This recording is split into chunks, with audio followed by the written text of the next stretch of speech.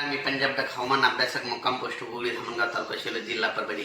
आज आहे 9, 10, 11, 12, 13 एप्रिल पर्यंत राज्यामध्ये दररोज वेगवेगळ्या भागात भाग बदलत अवकाळी पाऊस पडणार आहे। विजेच्या स्वरूपात पाऊस असणार आहे, वाऱ्याच्या स्वरूपात पाऊस असणार आहे, भाग बदलत पडणार आहे। म्हणून हा सर्व शेतकऱ्यांनी अंदाज लक्षात द्यायचा। आता आपण एक एक भागाकडे बघू।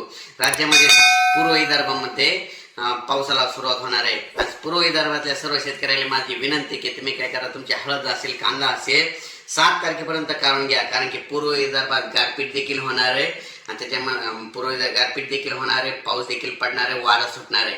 त्याच्यानंतर पश्चिम विदर्भाकडे वळू। पश्चिम विदर्भामध्ये शेतकऱ्याचा कांदा काढणे चालू आहे, हरभरा काढणे चालू आहे, गहू काढणे चालू आहे। रोज राज्यामध्ये वेगवेगळ्या भागात पाऊस येणार आहे। म्हणून माझी सर्व शेतकऱ्याला विनंती आहे, राज्यामध्ये हे अवकाळी मोठा गारपिटीचा पाऊस असणार आहे, वाऱ्याचा पाऊस असणार आहे। म्हणून हा अंदाज लक्षात घ्यायचा। शेतकऱ्याला म्हणा आजच्या दिवस आणखी हळदी झाकून ठेवा। आता उद्या म्हणजे 8 पासून 14च्या दरम्यान दररोज वेगवेगळ्या भागात पाऊस पडणार। वाशिम जिल्हा असो, समजा पूर्व विदर्भ, पश्चिम विदर्भात जरा जास्त आहे 8 ते 14। हो, 8 ते 14। आणि त्याच्यानंतर मराठवाडा, उत्तर महाराष्ट्र, पश्चिम महाराष्ट्र सगळीकडे दररोज वेगवेगळ्या भागात पाऊस जाणार आहे।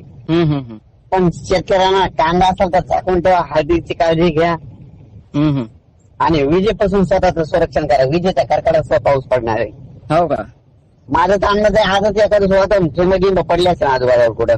हो, आज सुरुवात झाली सकाळी पावसाची, पण आता थोडासा थांबलेला आहे पाऊस। सकाळी झाली सुरुवात। हा, मी खूप दिवसापासून सांगितलं होतं शेतकऱ्यांना 7 तारखेच्या अगोदर तुम्ही तुमचे काम आटपून घ्या। हो, मागचा अंदाज दिलता तुम्ही, त्या अंदाज मध्ये सांगत होत तुम्ही। हो, सांगा मग सगळ्यांना विजेपासून काळजी घ्या म्हणा। सर, गारपीट कोणत्या भागात राहणार? इकडं पूर्व विदर्भात। पूर्व विदर्भात कोणत्या जिल्ह्यामध्ये? यवतमाळ, चंद्रपूर, वर्धा, नागपूर, तुमच्या वाशिम तर पण होईल गारपीट। वाशिम, कारंजा, यवतमाळ। हो का? सर्व दूर नाही होणार, पण थोडी थोडी होणार आहे काही भागात।